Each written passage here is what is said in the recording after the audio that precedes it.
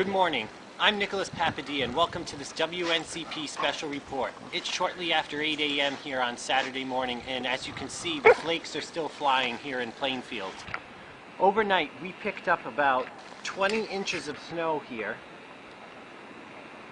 and the flakes are still flying, and it's probably going to snow for about another hour or two here in the eastern part of Connecticut as the snow ends from west to east.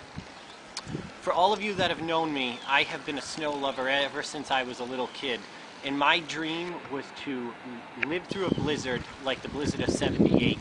And as you can see from the scenery around me, there is a good 20 to 24 inches of snow here in this area, with drifts as high as my waistline, so 3.5, 4 feet, 5 feet in some places. It is just an incredible sight out here, and it's going to take a long time to clean up, so I just want to advise you to listen to your local governments and stay off the roads today, as cleanup is going to be an imminent progress and a very slow one at most. So take in the scenery and be careful shoveling, and this was definitely a blitzing blizzard of 2013.